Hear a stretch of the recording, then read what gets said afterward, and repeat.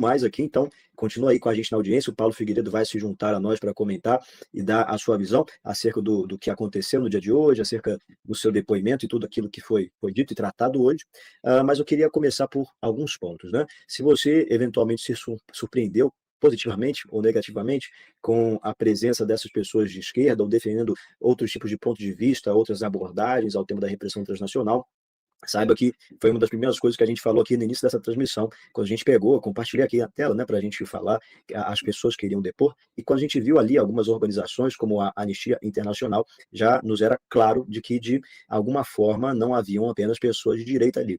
Quando você pega, por exemplo, a representante da Freedom House, você vê que o depoimento dela é muito mais coerente, muito mais estruturado, muito pouco politizado. Ela, inclusive, fugiu um pouco, né, das perguntas em relação ao presidente Trump ou aos cortes que foram implementados pela administração Trump. Já a senhora Sil, da Anistia Internacional, que fala sobre a China, fala sobre Hong Kong, é ela própria uma perseguida política daquele governo, do Partido Comunista Chinês, foi muito mais no sentido de aderir, de concordar com as críticas do deputado McGovern à administração Trump. E aqui há de ser dito o que o Paulo já falou. A crítica do deputado McGovern é que os cortes a instituições como a National Endowment for Democracy, a qual nós já tratamos aqui de uma maneira muito aprofundada no Paulo Figueiredo Show, os cortes a instituições como o NED, como a USAID, como o CEPS, seriam prejudiciais no combate à repressão transnacional. Mas a verdade é que, como bem lembrou o Paulo, estas instituições, sim, foram as principais, ou algumas das principais responsáveis internacionais pela repressão e pela transnacional ocorrida no Brasil, ou melhor, pelas ações de censura, pelas ações de combate à desinformação, e quando a gente traça aí todo o histórico desde a eleição de 2022, realmente parece que é fato aquilo que o Paulo disse, de que o lado conservador foi muito mais atingido por essas ações do que o lado da esquerda, e isso em contraposição a uma afirmação muito clara feita pela senhora Sil, de Hong Kong, da Anistia Internacional, de que o NED nunca havia engajado, nunca havia contribuído, nunca havia feito parte de um projeto que tivesse viés político. Isso é, no caso do Brasil, pelo menos, factualmente mentiroso. Existe um relatório, por exemplo, da ONG Civilization Works, que trata ali sobre toda a estrutura de financiamento dessas instituições ligadas ao governo dos Estados Unidos, repito, NED, CEPS, a própria USAID, e até de maneira descentralizada. O Mike Ben já trouxe informações de financiamento direto do Departamento de Estado e outras organizações do governo, em que essas instituições foram de fato utilizadas para... Olha, o homem se juntou a gente agora. Está nos ouvindo aí, Paulo?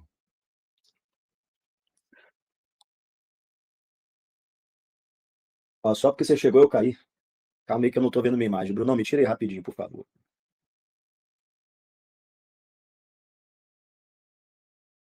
Pode ser 5 minutos aqui. Posso te esperar ali fora? Claro. Obrigada. Olá, pessoal. João, tudo bem? Tô aqui. E aí, Paulo? Eu não estou conseguindo ouvir vocês porque eu não estou conseguindo achar o fone de ouvido. Mas você consegue me ouvir? Faz uma sinalização aí positiva. Bom, espero que as pessoas tenham gostado. Eu estou vendo aí os elogios à tua tradução simultânea, João. 1001 utilidades. Eu acho que nós estamos aqui... Deixa eu virar a câmera assim que fica melhor.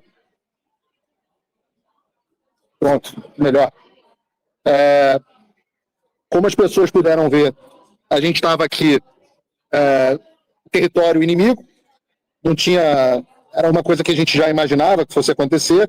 Primeiro que comissão de direitos humanos, em geral, é predominantemente de esquerda. Mas essa comissão é uma comissão bipartidária. Quando eu fui convidado a testemunhar aqui sobre a situação do Brasil, fui convidado pelo Chris Smith, que os brasileiros já conhecem bem. Foi uma coisa, numa estratégia de trazer a atenção do assunto para o Brasil. E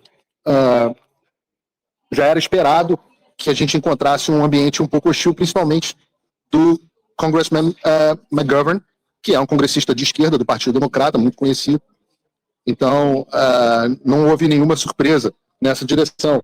O McGovern, inclusive, a equipe dele tentou que eu não participasse dessa audiência, tentou impedir o meu testemunho. Mas acabamos tendo uma conversa civilizada, e aqui nos Estados Unidos ainda há um pouco de democracia, e eles permitiram a minha participação nesse assunto que é repressão transnacional. É muito importante que as pessoas entendam. A gente teve uma audiência especificamente sobre o Brasil, na qual eu também fui testemunha, também com a participação do Chris Smith no ano passado, e essa audiência não foi sobre o Brasil, foi sobre essa prática de repressão transnacional, que é quando governos perseguem pessoas fora das suas fronteiras, né? Eles reprimem, repressão, transnacional, ou seja, além das suas fronteiras. E foi esse o assunto que eu falei aqui hoje, e por isso os casos que eu citei. Não dava para falar de Clesão, não dava para falar de Bolsonaro, não dava para falar de Débora Baton, etc., porque não era esse o assunto. Já era esperado que o Chris Smith não fosse participar, porque ele tem uma questão familiar, aí, eu até vou estar com ele agora à tarde, mas tem uma questão familiar envolvendo ele, aí, uma questão com a esposa dele, de saúde, e ele tinha avisado que não estaria, até perguntou se eu estaria ok em participar, porque o Congresso está acontecendo muita coisa ao mesmo tempo, com o McGovern conduzindo a audiência. Eu falei para ele, poxa, eu já estou grandinho para ter medo de homem. Se o careca que pode prender todo mundo não me bota medo, imagina esse semi-careca aí que vai me botar medo. Então, no final das contas, foi muito civilizado. O que eu achei muito impressionante é, primeiro, ver o Brasil ao lado de países como Paquistão, Hong Kong, até a Índia, num certo sentido. Assim, o rol dos países do qual o Brasil está entrando, graças ao Alexandre de Moraes, é um rol muito triste. Tá? É um rol extremamente triste, que a gente esteja discutindo esse tipo de coisa. É humilhante para a nossa nação que a gente tenha que estar aqui. As pessoas, Paulo, e tal, que tal depor no Congresso? Eu falo assim, olha, para falar a verdade, é óbvio, é sempre uma honra. Eu acho que não sei de outro brasileiro que tenha tido a oportunidade de depor 2 vezes no Congresso americano. Mas eu queria até depor sobre coisas boas a respeito do Brasil, e não sobre isso que vem acontecendo. Então, é muito triste que a situação tenha chegado a esse ponto. Essa é a primeira coisa. A segunda coisa é o quão similar são as práticas, né? A gente vê jornalistas falando de perseguição através da lista da Interpol, de perseguição falando através de contas bancárias congeladas, através de perseguição de familiares, né? A gente conta, por exemplo, no meu caso, meus familiares estão aqui nos Estados Unidos, mas veja o caso do Mauro Cid, né, onde os familiares dele foram ameaçados. Você vê, enfim, até a jornalista de esquerda que estava lá do meu lado, não é uma jornalista, né, ativista de esquerda do meu lado, de Hong Kong. Há uma certa semelhança entre o que o Moraes faz e o que o governo do Partido Comunista Chinês faz. Então, essa semelhança entre as formas de repressão de um governo autoritário e o que a gente vive no Brasil são alarmantes. Eu acho que é importante que as pessoas tenham isso em perspectiva. O que eu posso dizer aqui agora para as pessoas? Eu posso dizer o seguinte, eu estou indo agora encontrar logo em seguida o congressista Chris Smith, e eu espero que o objetivo dessa audiência foi para que a gente procure acelerar um pouco a questão da aplicação da lei Magnitsky contra o Alexandre de Moraes, também pela prática de repressão transnacional, e a expectativa é que disso de ver se a gente consegue aumentar essa pressão. Nos últimos dias, o noticiário ficou muito dominado por conta da questão do Irã. Eu tive hoje, mais cedo agora, eu tive até o privilégio aqui de ser convidado para almoçar dentro da Casa Branca. Almocei lá no West Wing, conversando sobre a situação do Brasil, e eles estão dizendo, cara, a gente realmente pede desculpa, mas não se faz outra coisa na Casa Branca, exceto tratar de Irã e Israel nos últimos dias. A gente espera que esse conflito tenha chegado ao fim. Vamos ver se as pessoas devem ter visto o presidente Trump muito irritado hoje. Ele embarcou para Hague, né? Como é que é? Haia, em Brasil, em português. Ele embarcou e vai ficar lá e tal, mas a gente espera que a gente tenha um processo acelerado e o Brasil ganhando um pouquinho de atenção. Hoje a dificuldade já não tem mais dificuldade burocrática, já não tem mais dificuldade técnica, hoje a dificuldade é transformar o Brasil em prioridade.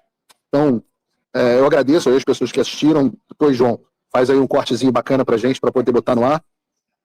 Agradeço as pessoas que assistiram esse momento histórico. Hoje, né, a última audiência que eu participei, tinha 20 deputados brasileiros na plateia, eu tinha família, tinha amigos que tinham vindo. Nessa não teve ninguém, só teve eu mesmo aqui. Tinha uma jornalista do UOL e uma jornalista da Folha, e uma outra jornalista brasileira aqui que eu não conhecia.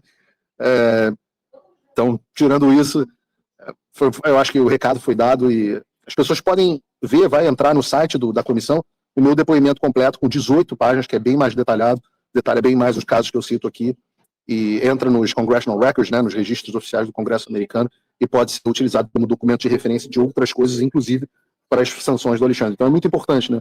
A gente não sabe no Brasil, a gente não tem a prática que eles têm aqui nos Estados Unidos, um negócio que é o build your case, né? Construir o seu caso. Você vai aos poucos, explicando, conscientizando, produzindo evidências, e você ter uma audiência do Brasil, ter o Brasil representado numa audiência de repressão transnacional na Comissão de Direitos Humanos é muito importante. Então, queria agradecer você, João, pelo teu trabalho aí maravilhoso, agradecer a audiência. Eu vi que a gente estava com bastante gente nos assistindo, estou vendo aqui muita gente, 48 mil pessoas assistindo, absolutamente incrível.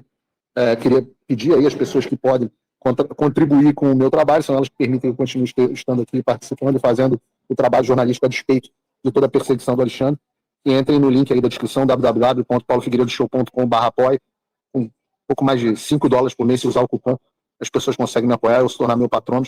E o que eu posso dizer para vocês é o seguinte: a gente está fazendo coisa inédita aqui. Ninguém fez. Ninguém pode dizer que fez. Ninguém teve aqui. Ninguém andou o caminho que a gente está andando. E eu acho que, se você parar para pensar no que eu cogitava lá atrás, né? Falar assim, olha, poxa, eu queria um dia talvez que tivesse uma audiência sobre o Brasil. Já estou aqui testemunhando na segunda audiência. Poxa, eu queria que talvez depois pensassem em apresentar um projeto sobre o Brasil. Poxa, já tivemos 2 projetos de leis apresentados que incluíam o Brasil. Depois eu pensei assim, pô, quem sabe eu consiga cancelar o visto dos caras. Cancelaram o visto dos caras. Aí começamos a sonhar na possibilidade de lei Magnitsky. Aí agora a gente tem o secretário Rubio dizendo que provavelmente vai acontecer, e a coisa na mesa dele para acontecer, eu diria que a qualquer momento, nos próximos 30 dias, nunca tivemos tão próximo. Então não dá para dizer, garantir que vai acontecer, que a gente vai ser bem sucedido. Nunca prometi a vitória para ninguém, mas eu prometi que eu ia lutar e não retroceder, né? Não parar, não precipitar e não retroceder. A gente não vai parar nunca. Então, posso dizer que nunca imaginei que a gente fosse estar aqui, nunca imaginei que eu fosse estar almoçando na Casa Branca para falar dos assuntos do Brasil, e eu acho que só foi possível graças ao apoio das pessoas e principalmente graças à ação da providência divina, porque eu sempre falo, eu sou só um coitadinho de um jornalista imigrante aqui nos Estados Unidos. Se até um jornalista imigrante consegue fazer coisas tão grandes com a mão de Deus, imagina, a gente não tem limite onde a gente pode chegar com o apoio das pessoas. E lembrando, para avisar para as pessoas aqui, e depois recorta isso para botar para as pessoas, no domingo, os olhos da Casa Branca vão estar nas ruas do Brasil. Então eu estou fazendo a minha parte aqui, mas você que está em casa, você que está no Brasil, você que pode fazer o que eu não posso fazer, que é ir para as ruas, lembre-se que domingo, que o mundo está prestando atenção. Leva o seu cartazinho dizendo Lei Magnitsky contra o Alexandre.